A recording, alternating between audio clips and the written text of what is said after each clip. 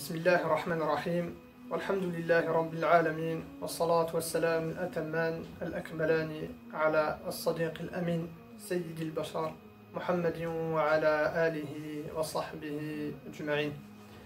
أيها الإخوة والأخوات, mes chers frères et sœurs, assalamu alaikum wa rahmatullahi wa barakatuh. Amma ba'd, les jours, les mois et les années passent extrêmement vite. Les nuits et les jours s'enchaînent, se succèdent, et ainsi est la vie. Ainsi va la vie d'ici-bas, qui elle aussi s'approche chaque jour de sa fin.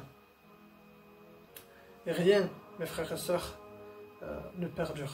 Toute chose a une fin. Allah subhanahu wa ta'ala nous dit dans le Coran al-Karim: Kullu shay'in halikun illa wajhah. Toute chose est vouée à disparaître, sauf Allah subhanahu wa ta'ala, sauf l'éternel, le vivant qui ne meurt jamais. Et ainsi, mes frères et sœurs, le Ramadan a lui aussi une fin.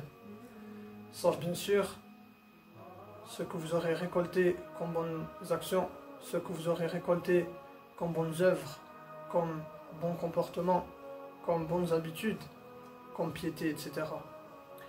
Plus qu'un clin d'œil, mes frères et sœurs, et voici que ce Ramadan s'en va. Voici que ce Ramadan se termine. Il se peut que pour certains d'entre nous, ce soit malheureusement le dernier mois de Ramadan. Alhamdulillah, malgré la situation, malgré la crise sanitaire et le confinement, Allah subhanahu wa ta'ala a fait rentrer dans nos cœurs la joie à travers ce mois béni. Il nous a permis, subhanahu wa ta'ala, de jeûner. Il nous a permis, walillahi alhamd, de veiller la nuit avec nos épouses, nos époux, nos enfants. Il nous a permis de lire le Coran, de redécouvrir aussi nos familles, de retisser des liens qui avaient peut-être disparu, des liens qui commençaient plutôt aussi à disparaître, tellement nous étions préoccupés par cette vie d'ici-bas. Cette vie-là qui des fois te fait oublier l'essentiel. Mais alhamdulillah, Allah subhanahu wa ta'ala nous a permis de faire des actions.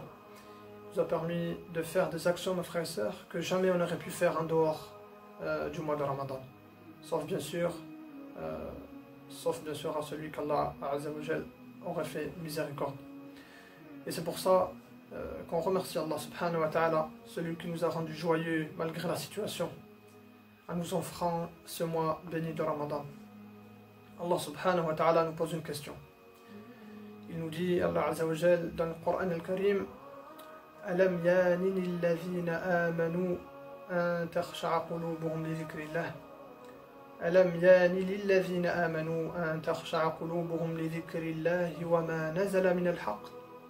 Allah subhanahu wa ta'ala nous pose cette question-là, cette question qu'Allah subhanahu wa ta'ala a posée aux croyants avant nous et qui sera posée aussi aux croyants, aux générations après nous.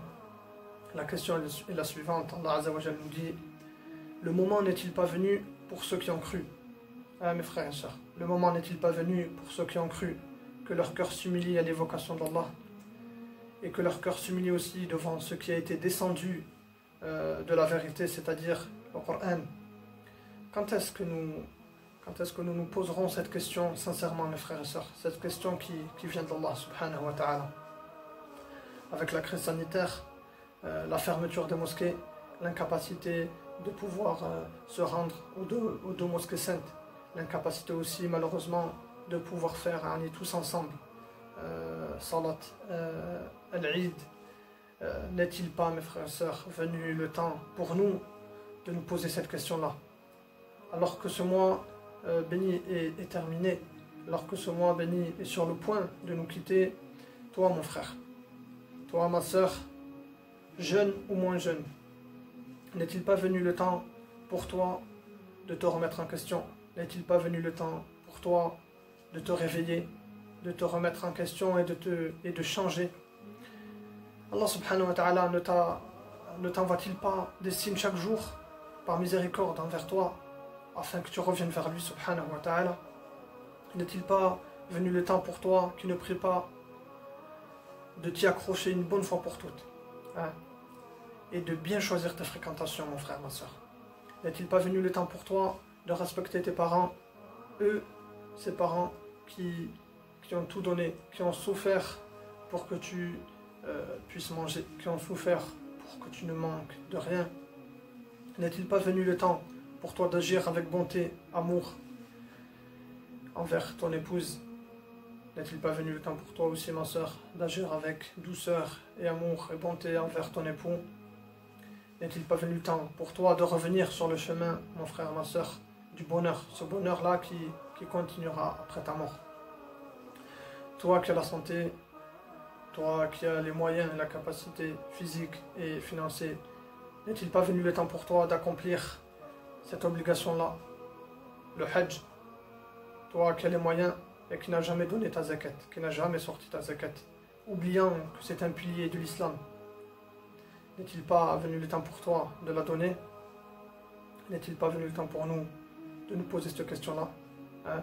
N'est-il pas venu aussi le temps pour nous, mes frères et sœurs, de nous soumettre aux ordres d'Allah subhanahu wa ta'ala, notre Créateur, et de nous écarter de ces interdits qui sont subhanallah pour nous un bien, qui sont certes pour nous un bien?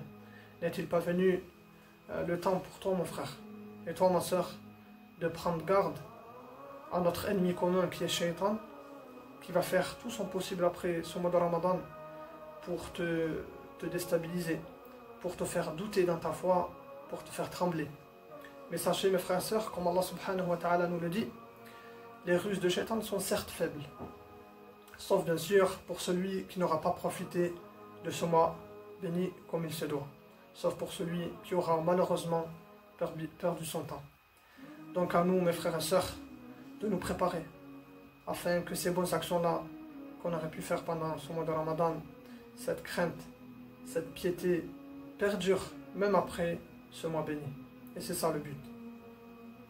Enfin, mes frères et sœurs, je vais terminer en vous disant de ne pas oublier de sortir Zakat al-Fitr, qui est une purification pour le jeûneur, afin de compléter notre mois de jeûne.